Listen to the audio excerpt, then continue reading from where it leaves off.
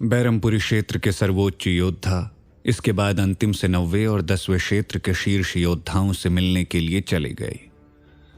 लगभग 8000 अलग अलग क्षेत्र स्वर्ग क्षेत्र से जुड़े हुए थे। उनमें जिनकी रैंकिंग जितनी नीचे थी वो हमेशा खतरा महसूस करते थे और शीर्ष क्षेत्रों के योद्धाओं को अपने क्षेत्र का सदस्य बनाने की कोशिश में लगे रहते थे।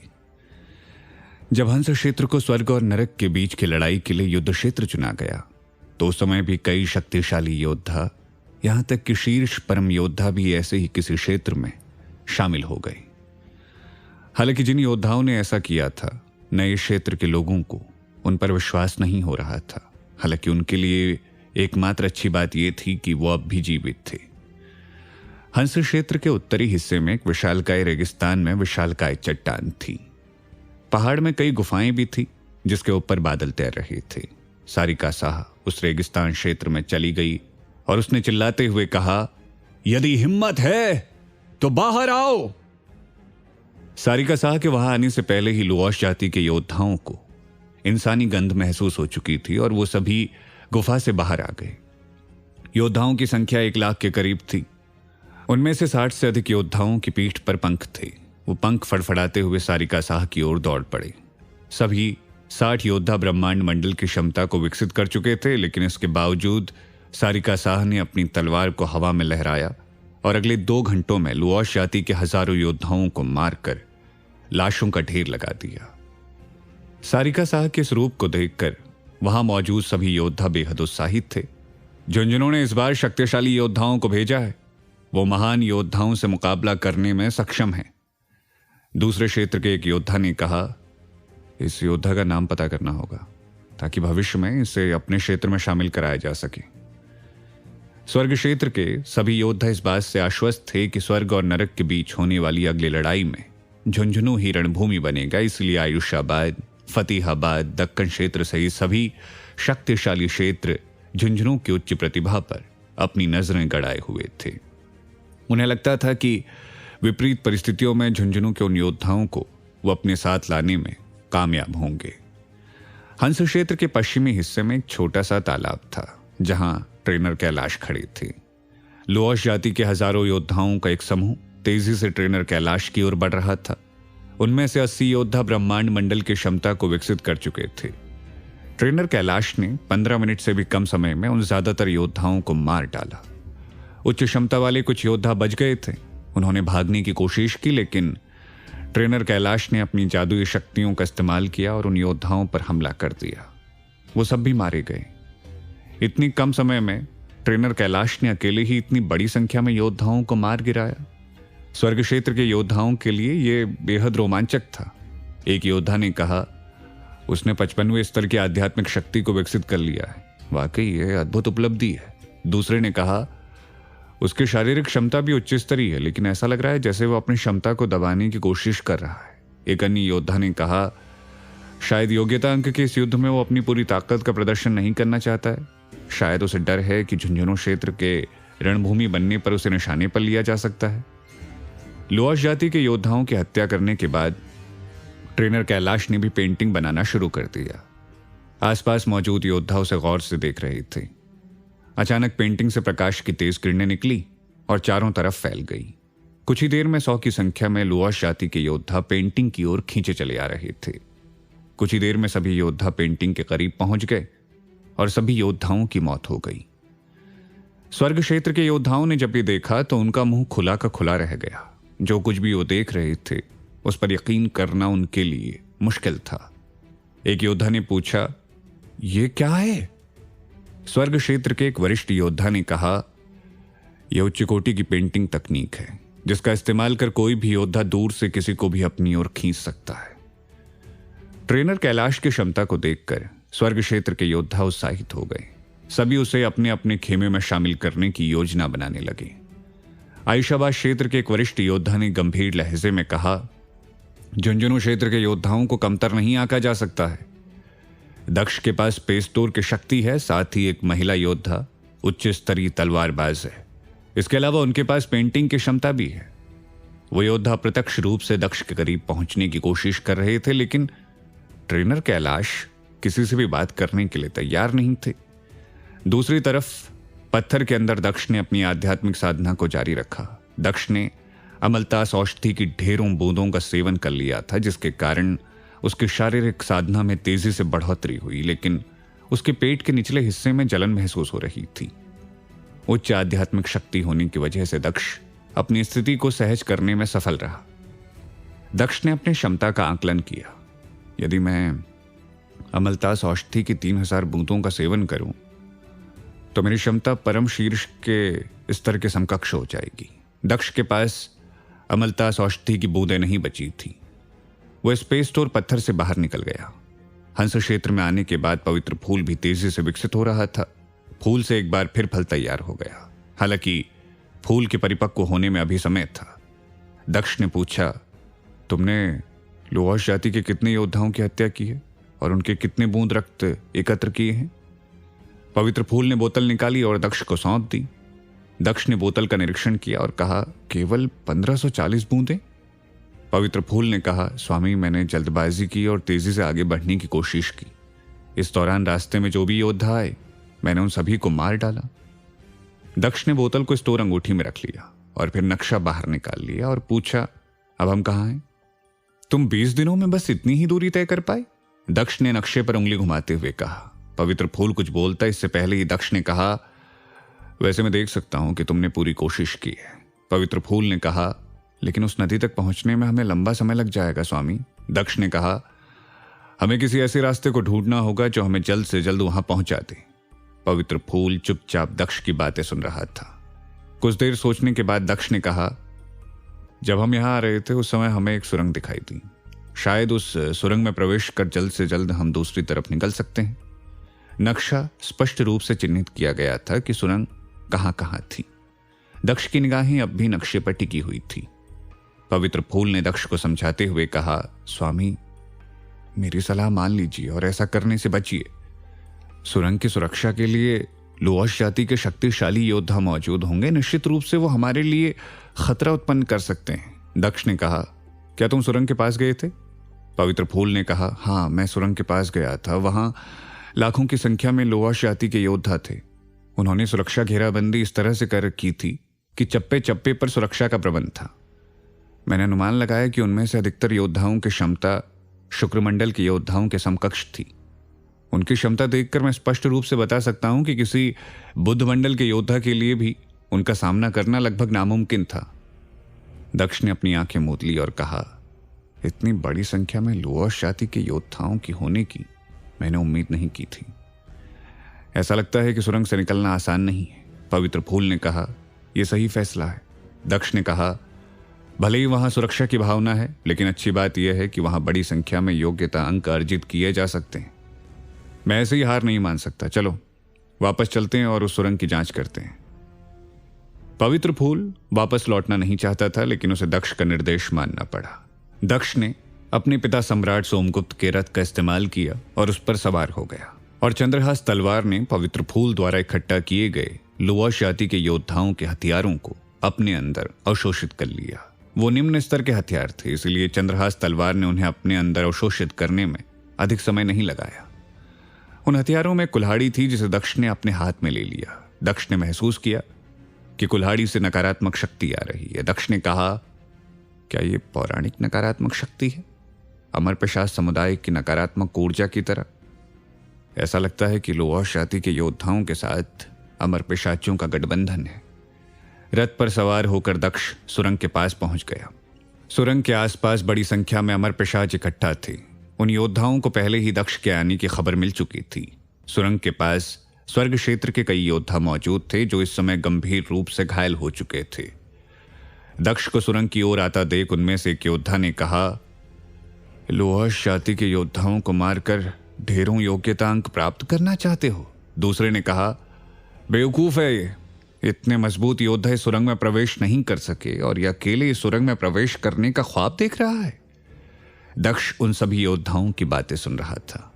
दक्ष ने अनुमान लगाया कि उन योद्धाओं की क्षमता उच्च स्तरीय है। इसके बाद भी कोई योद्धा सुरंग की ओर बढ़ने का साहस नहीं कर रहा था। तभी आयुषाबाद क्षेत्र के योद्धाओं का एक समूह वहां पहुंच गया। वो सभी शीर्ष क्षमता से संपन्न थे। एक वरिष्ठ योद्धा ने कहा, हमें एक साथ ढेरों योग्यतांक अर्जित करने हैं तो हर हाल में सुरंग पर हमला करना होगा। आयशाबाद क्षेत्र के कई योद्धा पहले से वहां मौजूद थे। उन्होंने अपने वरिष्ठों को युद्ध न करने की सलाह दी, लेकिन वरिष्ठ योद्धाओं ने उनकी बात नहीं मानी और लुओश जाति के योद्धाओं पर हमला कर दिया। हालांकि स्वर्ग क्षेत्र के योद्धाओं ने सावधानी बरती और 5 किलोमीटर की दूरी से ही उन पर हमला किया। आयशाबाद के 100 से अधिक शीर्ष परम योद्धा थे और 850 परम योद्धा थे। लुओश जाति के योद्धाओं ने सुरक्षा सारणी लगा रखी थी, जिसे आयशाबाद के योद्धाओं ने सहजता से नष्ट कर दिया। आयशाबाद के एक वरिष्ठ योद्धा ने कहा, याद रखें, हमारा मकसद सुरंग को जीतना नहीं है। हम केवल यह जानना चाहते हैं कि लुओश जाति के कौन सबसे अधिक शक्तिशाली योद्धा है। इसलिए एक संदेश प्राप्त होते ही सभी को पीछे हटने के लिए तैयार रहना होगा। युद्ध शुरू हो गया। लुओश जाति के योद्धा और आयशाबाद के योद्धा एक दूसरे पर हमला कर रहे थे। आयशाबाद क्षेत्र के इस योद्धा समूह का नेतृत्व करुण नामक एक योद्धा कर रहे थे। कुछ ही देर में लुओश जाति के कई योद्धा मारे गए। आयशाबाद क्षेत्र के भी परम योद्धाओं को अपनी जान गंवानी पड़ी। करुण के कानों में चीख सुनाई पड़ी। वो चौंक गया। उसने अपनी निगाहें घुमाई। आयशाबाद क्षेत्र का एक शीर्ष परम योद्धा जमीन पर धराशायी था। उसकी सांस बंद हो चुकी थी। उस परम योद्धा की पीठ पर एक विशालकाय पंख घुस गया। ये पंख कहां से आया? एक शीर्ष परम योद्धा की जीवन शक्ति बेहद मजबूत होती है। वो एक ही हमले में कैसे मर सकता है? करुण इस समय पसीने से लथपथ हो गया।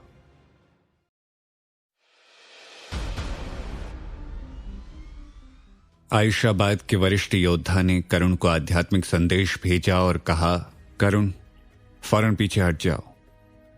वरिष्ठ योद्धा की बात मानते हुए करुण ने अपने साथियों को भी वापस जाने का निर्देश दिया। करुण की आवाज सुनकर जहां आयशाबाद के योद्धा वापस लौटने लगे, वहीं लुओश जाति के योद्धाओं ने भी हवा में उड़ान भरी। वो बेहद ही क्रूर थे। उनकी गति काफी तेज थी, यहां तक कि शीर्ष परम योद्धा के लिए उन्हें चकमा देना थोड़ा मुश्किल था। लुओश जाति के योद्धाओं की क्षमता उच्च स्तरीय थी। करुण बुरी तरह से डर गया। उसने अपनी गति का इस्तेमाल किया और तभी 3 पंख करुण की दिशा में उड़े। तीनों पंखों का रंग नीला था। करुण शीर्षस्थ योद्धा थे। आयशाबाद क्षेत्र के शीर्ष 20 योद्धाओं में उनकी गिनती थी। वो बेहद मजबूत थे। उन्होंने भाले का इस्तेमाल किया और सफलतापूर्वक 2 पंखों को रोक दिया, लेकिन तीसरा पंख सीधे करुण के सीने में चुभ गया। कुछ ही देर में उनके समूचे शरीर का रंग काला हो गया। ये बेहद ही डरावना था। करुण जमीन पर गिर पड़ा। तभी लुओश जाति के खेमे से एक मधुर आवाज गूंजी। इसका शरीर बेहद आकर्षक और मजबूत है। इसके मांस और खून का सेवन करने से हमारी ऊर्जा में तेजी से बढ़ोतरी होगी। फिर लुओश जाति के योद्धाओं से घिरे एक 1.5 मीटर लंबी महिला बाहर निकली। उसके शरीर की चमक बेहद आकर्षक थी। उसके सर पर चांदी का एक मुकुट था। उसने हल्के हरे रंग की एक पोशाक पहन रखी थी। उसकी गति काफी तेज थी। उस महिला योद्धा ने अपनी उंगलियों को आगे बढ़ाया और करुण के शरीर की ओर इशारा किया। उसकी हथेली से गहरे लाल रंग की आभा चारों तरफ फैल गई। जितने योद्धाओं को करुण और उसके साथी योद्धाओं ने घायल किया था, वो सभी ठीक हो गए। उस महिला योद्धा को नमन करते हुए सभी ने कहा, धन्यवाद राजकुमारी। महिला किसी परी की तरह खूबसूरत लग रही थी। उसकी त्वचा मक्खन की तरह मुलायम और आकर्षक थी।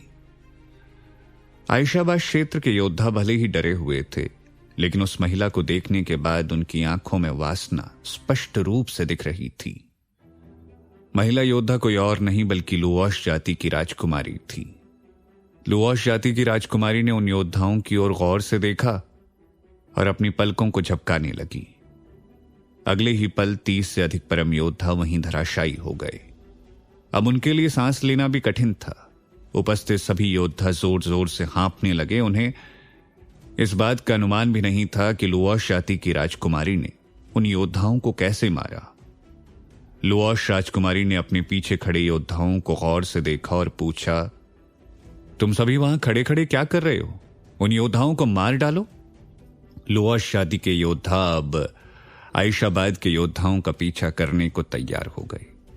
लुओश राजकुमारी ने अपनी ठुड्डी को उंगलियों से छुआ उसके चेहरे पर क्रूर मुस्कुराहट थी। स्वर्ग क्षेत्र के योद्धा योग्यता अंक हासिल करने के लिए यहां आए हैं लेकिन उन्हें नहीं पता कि घटिया क्षमता वाले योद्धाओं को हंस क्षेत्र में आने की अनुमति नहीं है। लुवाश राजकुमारी के पीछे 2 योद्धा थे। हालांकि दोनों बुजुर्ग दिख रहे थे, लेकिन उनकी शारीरिक क्षमता बेहद मजबूत थी। बाईं ओर काले पोशाक वाले एक बुजुर्ग ने राजकुमारी को प्रणाम किया और कहा, राजकुमारी, आप हंस क्षेत्र के युद्ध इकाई की प्रमुख सेनापति हैं। आपके आदेश को ही अंतिम आदेश माना जाएगा, क्योंकि युद्ध की स्थिति बन चुकी है। इसलिए हमें पूरी तरह से तैयार रहना होगा। राजकुमारी ने कहा, 2 आदेश जारी करो। पहला आदेश ये कि लुवाश सेना आज हंस क्षेत्र से पीछे हटेगी।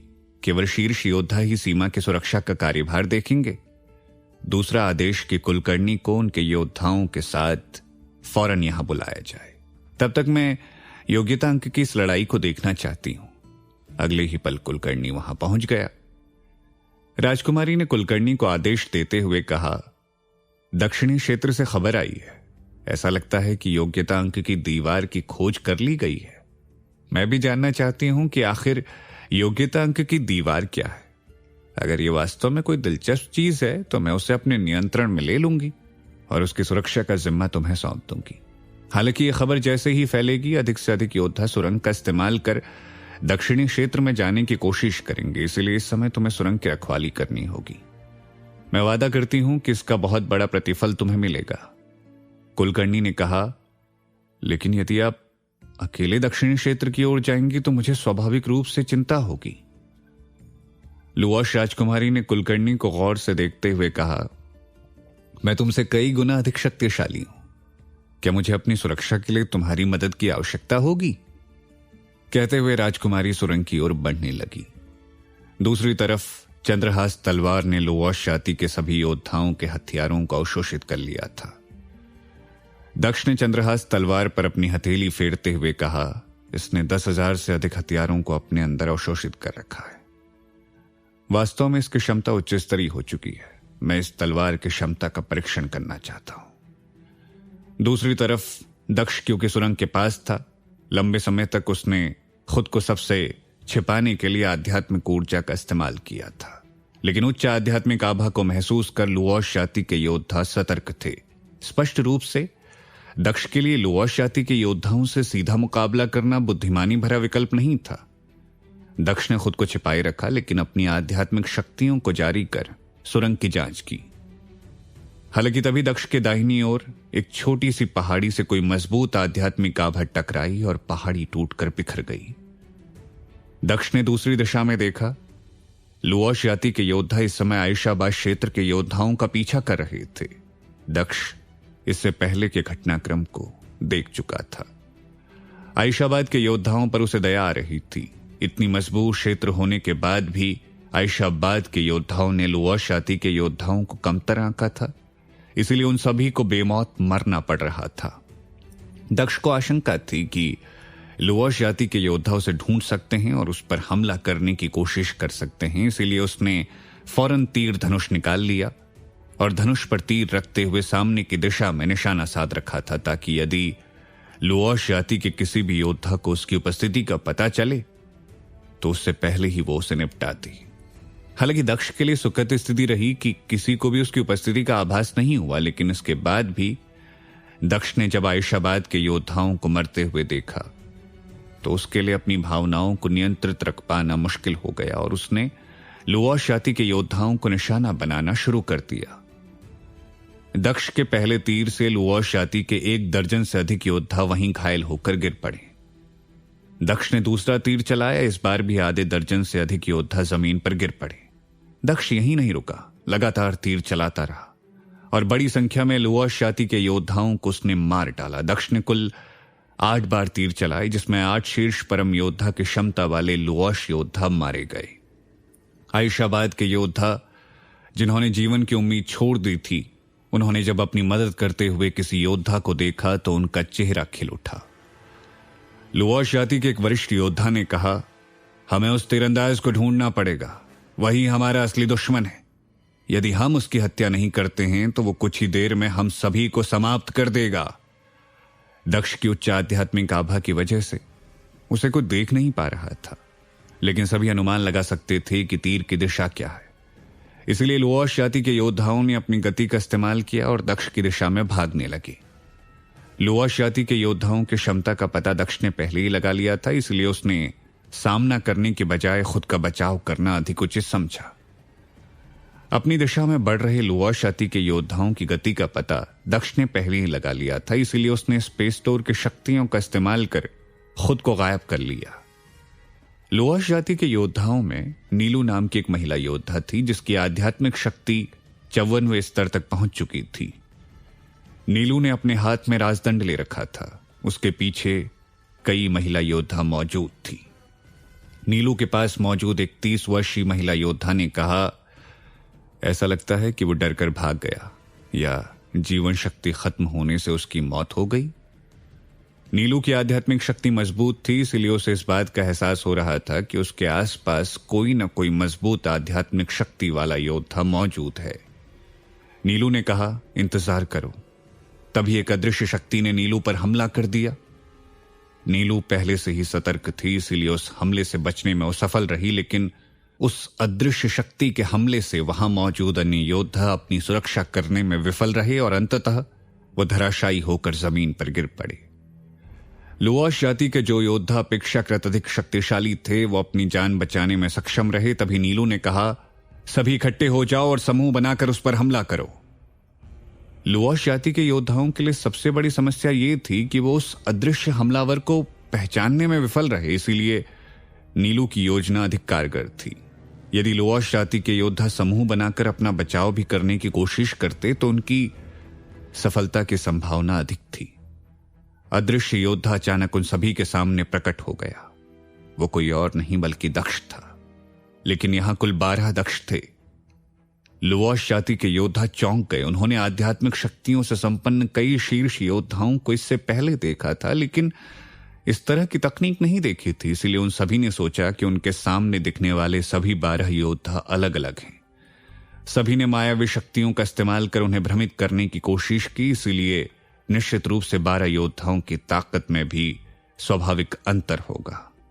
दक्ष ने अपनी शारीरिक शक्तियों का प्रयोग किया और अगले ही पल दक्ष और उसकी 11 छाया ने लुओश जाति के उन महिला योद्धाओं पर हमला कर दिया। कुछ ही सेकंड में युद्ध का दृश्य पूरी तरह से बदल गया। लुओश जाति की सभी महिला योद्धा जमीन पर गिर पड़ी। उनमें से किसी का शरीर 2 हिस्सों में बंट चुका था तो किसी का सर फट गया था। केवल नीलू अब भी जीवित थी, हालांकि उसके चेहरे पर डर स्पष्ट रूप से दिख रहा था। तुम मेरे हमले से बच गई। इसमें कोई आश्चर्य की बात नहीं कि तुम्हारी आध्यात्मिक शक्ति 54वें स्तर तक विकसित हो चुकी है, दक्ष ने नीलू को देखते हुए कहा।